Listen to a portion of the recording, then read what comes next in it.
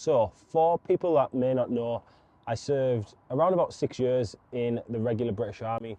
I also served a little spell of my time in the reserve force. So, I did 7 years in total throughout my army career, and I want to share with you the opportunities, my opinion on the differences between the two, and hopefully by doing so you'll be able to go away from this video and make the right choice for yourself, because they are very, very different in terms of lifestyle, pay to an extent, and opportunity. So let's dive straight into it. Okay, so let's start off with the income, the pay that you are going to get, the salary. Now, the pay and the salary is exactly the same between both. However, the way it is dished out, how you are paid, is slightly different.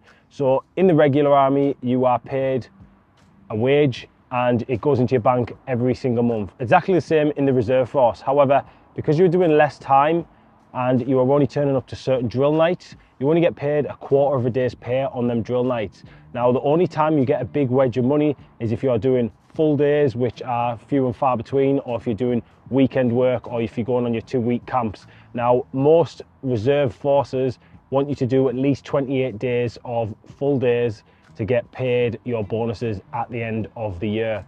Now, 28 days pay is not that much in the grand scheme of things. If you're a private, you're probably going to be coming out with around about 1,400 28 days pay. So if you break that down to 1 day's pay and then break that down again into a quarter day's pay, for doing a drill night on a Wednesday night, which is sort of the most nights that most reserve forces do, you're only going to be getting around about 20 quid, 30 quid for one of them drill nights. You only really get your big bumps of money when you're doing weekend work or you're going away doing your camps, and then that in turn gives you the opportunity to get your bonuses at the end of the year.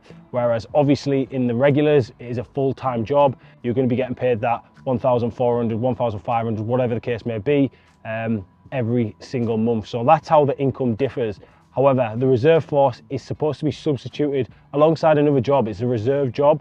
It should be a part-time job, something that you do alongside full-time employment. I would definitely not rely on being in the reserves as your full-time income unless you are part of the full-time reserve force. So let's move on to the training, the standards of training. Now, as you can imagine, the training and the standards of training is a lot higher in the regulars because you've just got more time to take part in that training. In the reserve force, you do get the opportunity to go on training camps, but like I stated before, you have 28 days throughout that year. You can do more, but a lot of people just do the minimum. In them 28 days, you get your training, your yearly training at your camps, and to be honest, it's nowhere near the standard. That's what I found when I went into the reserves and I was turning up to my drill nights. Most people there were not really to a good standard in any sort of aspect of being a soldier, and that's ultimately why I made the decision to leave the reserves, because I just felt like it was a bit chip shop to me compared to the regulars. And obviously this is my opinion, and some other people may have different points of view on this, and they may be in a unit where people are to a really good standard. But what I found was people that are just normal reserves that have came through the reserve training platform seem to be at a very, very low standard compared to someone that is being a regular soldier. Now, what you do sometimes find is regular soldiers transfer, like myself, and they obviously still keep their skills and drills, but to me, you're going to lose them skills and drills because you're not doing them every single day like you would be doing if you were a regular soldier. You get the skill fade, and eventually you're just going to sort of dwindle by the wayside, and you're not going to be to that standard you were when you were in the regular force. Now, what is the good things about the training for the reserve force? You get to go away and do good camps. You can offer to do things outside of your job role. You can offer to go on operations, and you get a lot of opportunity to go away and keep your skills and drills to a high standard. So just because this is my opinion, it doesn't mean this is the case for everyone. Some people out there that are in the reserves, maybe to a very good standard, they may get opportunities all the time to go away and do different training exercise, go on operations, go on training exercise with different regiments and battalions and all them sorts of things. So this is just my personal opinion on the training, and I don't want anyone to think that I'm trying to slag the reserves off or anything like that. It's just what I seen when I went into the reserves and ultimately why I left. So career progression, one of the most important things about joining the military in my opinion, but some people may not be bothered at all. They might just want to join the regulars or the reserves and not even think about promoting through the ranks. But for me, I think if you join the regulars, you should definitely aspire to climb them ranks as quick as you possibly can. Obviously, you'll have the pay that is going to go up, and you just get a lot more freedom and a lot more responsibility to lead and become a better person, and develop them leadership skills to a high standard. So when you do leave the military, if you do, you can walk into different roles that are going to be able to pay you a lot more money.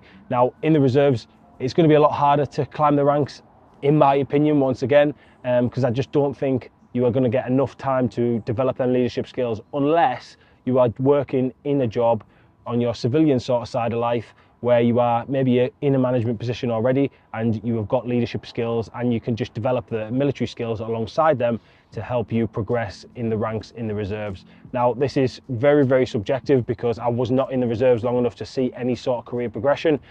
But once again, in my opinion, I think the more time you spend doing military stuff, so being in the regulars, the more chance you're going to have of promoting up them ranks. So this is one where the reserves actually have one up on the regulars, in my opinion, and from what I've seen, you get a lot of opportunity in the reserves to go here, there and everywhere. Adventure training, operations, exercises, anything you want to do. If you have got the free time to do it alongside your civilian job, if you have one, then you can go away and do pretty much anything you want. You've just got to sort of voice that opinion and get on top of it and get yourself there.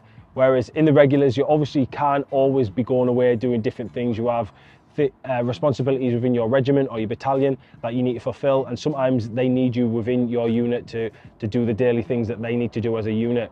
Whereas in the reserves, you have that freedom, you have the opportunity to go and speak to your PASSOW and say, look, this is what I want to do, can you get me on this, can you get me on this? Have you got the free time? Yes. And it gets accepted quite quickly in most cases, and you will get the opportunity to go away and do things like skiing, go on operations, things like that. It's really, really good.